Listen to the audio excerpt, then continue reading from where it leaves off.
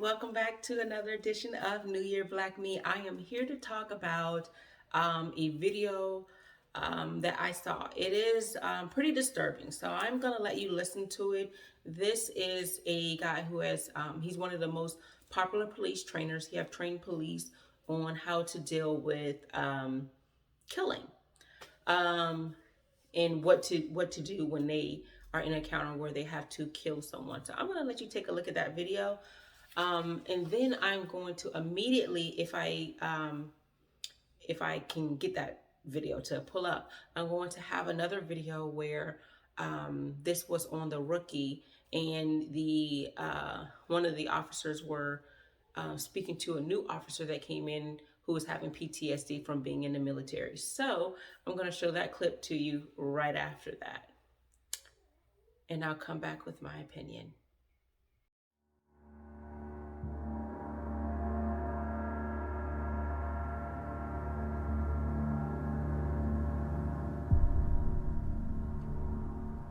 Now, folks, let's be honest.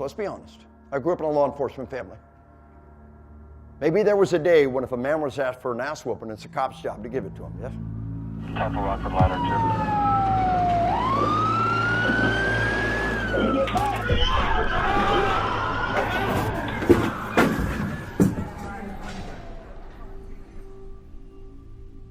2. Well, that day is gone. If it ever existed, it's gone today.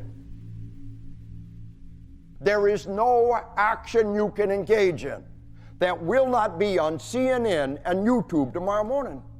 You don't have to like it. You got to accept it. It's called reality. There's cameras and umpires everywhere.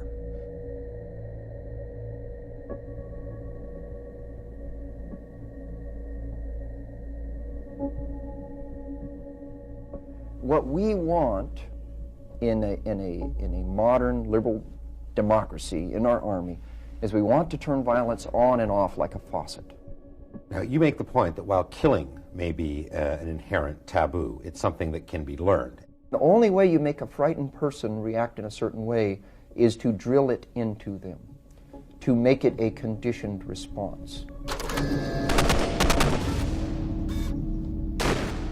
Conditioned response, that as soon as you see an enemy, right, you kill.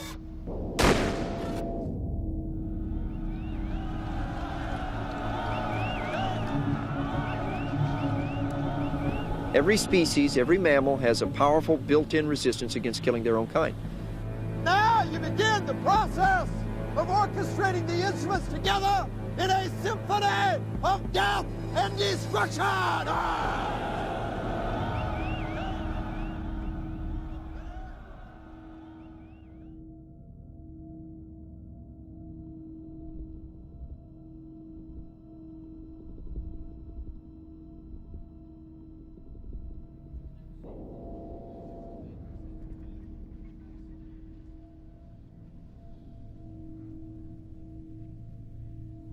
Once you've made the decision to take a human life, you're a transformed creature, you're a predator.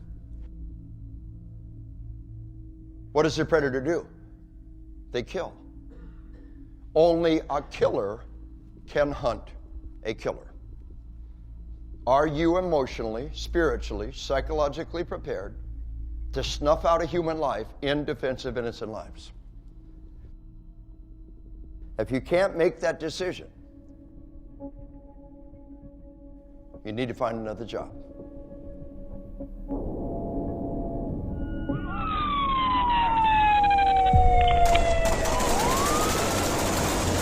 Shots fired! 321, we have shots fired. We have one suspect down.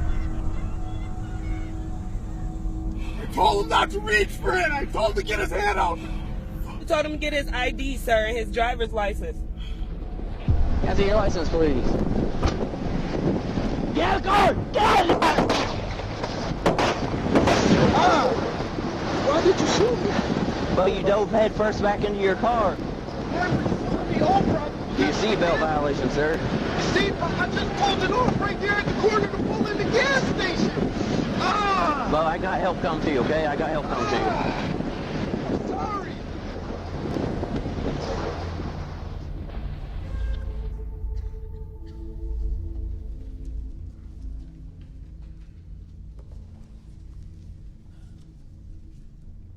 Whenever we survey cops about use of deadly force, they consistently tell us that number one concern is what? Begins with an L. Lawsuits, liability, lawyers, I'm going to get sued. Do you understand you can be sued for not shooting? Stand there and do nothing while people are murdered. What do they call that? Cowardice, malfeasance, dereliction of duty, deliberate indifference, blood on your hands.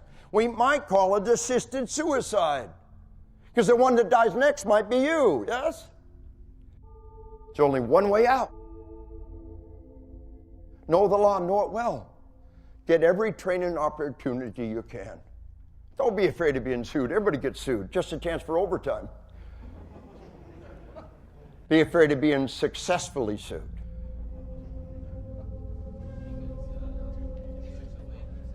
Ecclesiastes 3:3. Time to kill, time to heal. Appreciate you, brother. Good to have you on board. Stay hard. Hurrah. Excellent. Thank you very much. Proud to be a serviceman. Stay hard.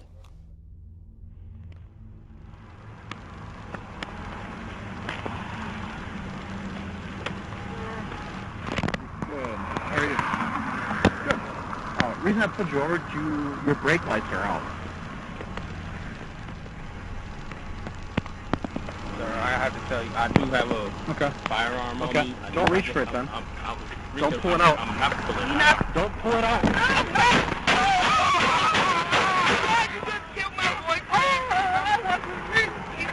Don't pull it out! I wasn't! Don't move! Fuck! Oh man, I can't Fuck! Fuck!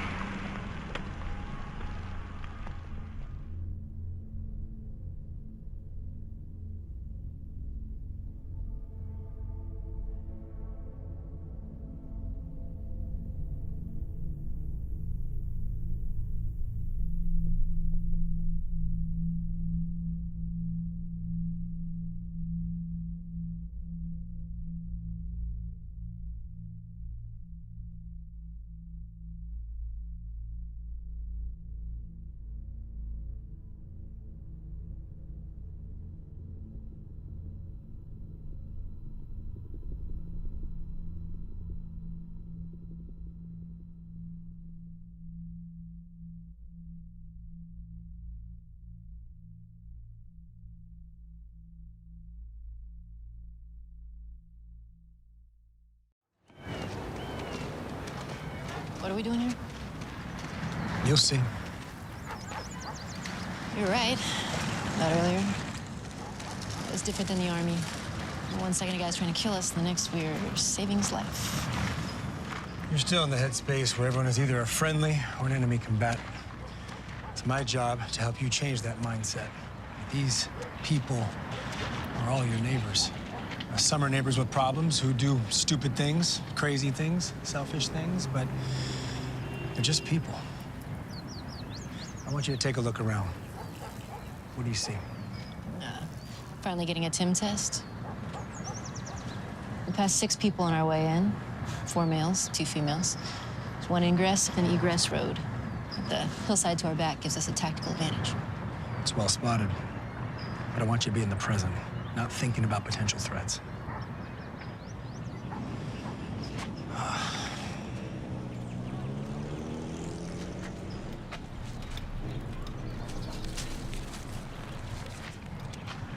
What do you see here? Ladybug. It's very cute, sir. No, it's adorable. You see the tiny spots? Focus on them. Focus on them. I want you to take a deep breath. Feel the sun. Go ahead, close your eyes. I'll cover you.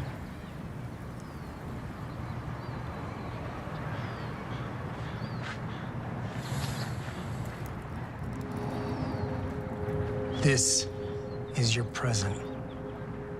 You made it home. Life is good. You're safe. Look, when you're in country, everything's hostile. You never turn it off. You only turn it down. And cops who are fearful, they use officer safety as a way of treating everyone like the enemy. But they're not. In fact, you're doing the job wrong if you are. I don't know how to live like that anymore. You'll remember. Just give it time. Be in the moment. That's it. It's harder than you think. At least it was for me. That's the only way I could leave the war behind.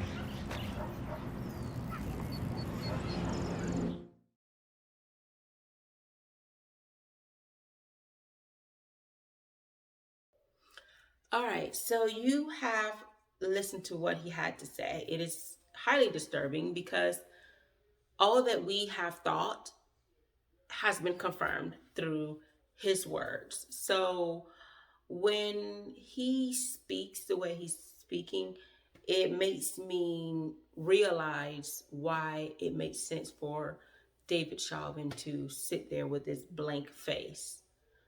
It makes me understand why someone could kill Tamir Rice and make and not care.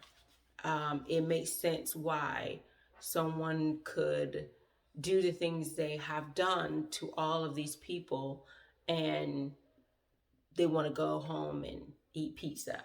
Like, well, he wasn't a police officer, but it makes sense. Like the guy, Michael something, his name is irrelevant, but he shot Jordan Davis, Jacksonville, with the music being loud. He shot at him and said he went home to eat pizza, went back to his hotel. So it makes sense that they are doing these things because, let's face it, we know a lot of these people are infiltrating the police department and FBI and all these other judgeships and things like that. So they're people who come from the military or come with that same ideology of racism and white supremacy, and they infiltrate these departments. Not to say that these departments aren't rooted from these things, because they are rooted from a lot of the evil from that came that derived in slavery and Jim Crow and things like that. But now that they're infiltrating these things, now we see a more widespread of these supremacy groups within the police department and within the government systems. So with that being said, this confirms all that we have said about how they view us, how they look at us. We are not people to them. We are criminals, and we are all gangbangers, because let's face it, a lot of the people are not who they think that they are. When they see these people on the streets, they assume that they have done wrong and that they are a target. And it actually separates us. So when police say that, no, that people don't like us and we're here to protect them, I do believe that there is a separation, but I don't think it's the community creating that separation. It's people like this trainer. And the reason why I say that is because if you teach them that they are in a battle and that we are the enemies, now they always feel threatened. Every time they turn around, they feel that their life is at risk. But the sad thing about it is, if that were really the case in every situation, then it would just be just bad training. But it's not. You have to realize it's still rooted from racism and racial bias. And why do I say that? Because if it was just training, they would feel that everyone is a threat. That means even the Asian and the the Asian, the whites, the Hispanic, everyone would be considered a threat, like in a war zone. But in this case, we're the threat, because you really don't see too many police attacking Asians like that. And not to say that Asians do not get attacked, that's not what I'm saying, but you don't see too many Asians being attacked by police. You do not hear too many Muslim and too many immigrants, too many whites being attacked by police.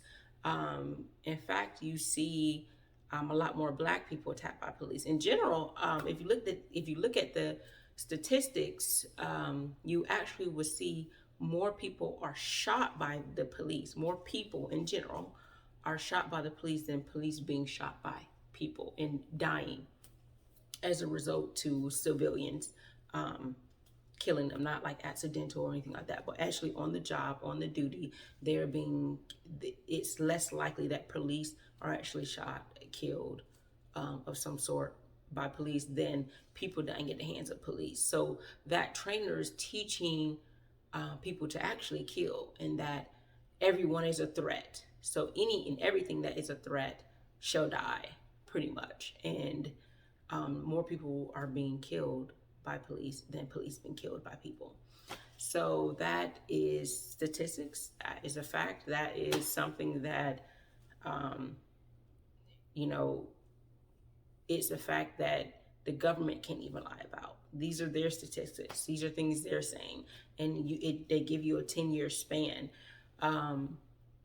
But I think the reason why there's distrust is because when we voice our concerns, we get treated with the hand, and we get treated as if we're playing a race card, like this is a game of spades. But since you decided you wanted to play the race card, I'm going to call a spade a spade. And we knew all along who you said you were. You're someone here basically to destroy our people. You're here to incarcerate our people. Who's our people? Melanated people, Black people. Because if you cannot straight up kill them, you incarcerate them. And then when you find loopholes to kill them, such as, I thought it was a gun, I thought he was coming at me, I thought my life was in jeopardy. Now that you have found loopholes, you decide we don't need to incarcerate them, we can just kill them. And when we get the opportunity, we can just hang them, because that's what you've been doing lately. And you feel that this is supposed to make it better. No, if you want us to trust you, then actually protect us. Do what you say you're going to do. And this is not directed at all police, because they're great police. I have met police. I have went to law school with people who are police, and all of them are not bad people. We're not saying that. We're only talking to the bad apples. Look, if someone is talking about a group of people that are doing wrong, then if that doesn't apply to you, then you would not be upset. If I'm here talking about bad moms and you know you're a good mom, then you're like, oh, yep, she's right. She's right. All the bad moms. Yep. So again, we're not talking about all police, but we are talking about the people who are, one, the actors, the one who's doing the bad acts, the people who are complicit, which means the people who are on top, who don't do anything, like they put them on administrative leave, give them a slap on the wrist for a week, or squash it, or the people who actually see it and either participate or they just sit back and be complicit and do nothing. So these are the people we're talking about, because according to the law, you are still part of it. If you are doing the act, if you are somehow help in aiding and abetting, like all these are legal terms. These are statutory laws that you have said. So if you're saying that if I did something with someone, or if I was in agreement with someone who's doing wrong, I would be a co-conspirator, right? Well, if you're doing something and participating in something that is wrong and violating rights, then you are a co-conspirator too. If you're sitting back and allowing it to happen, maybe you're a bystander. Are you an innocent bystander? No, you're probably more like the lookout person. And everyone knows that the lookout person is just as guilty as those who are inside doing their thing. So, the same way that you can probably try to charge someone being part of a conspiracy, you're part of a conspiracy as well. And this conspiracy is white supremacy, white ideology, racism, racial bias, however you want to say it. So how about this? Because most of us know you don't like minority police officers, whether it's a woman, a Black person, Asian, you're not liking other people. So why don't you let those people police our area? So when people say America system is broken, we're talking about all these groups. The system is broken. But again, as I like to say, the system is not broken. It is designed exactly the way it's supposed to. But if it's working like it should, then we need to make the change. And training is not going to do it. We're going to have to boot out all the bad people and bring in good people. And that's what we're going to have to do. And that includes this trainer here that you just heard. So if you have any comments, go ahead and comment below, subscribe, and hit the like button.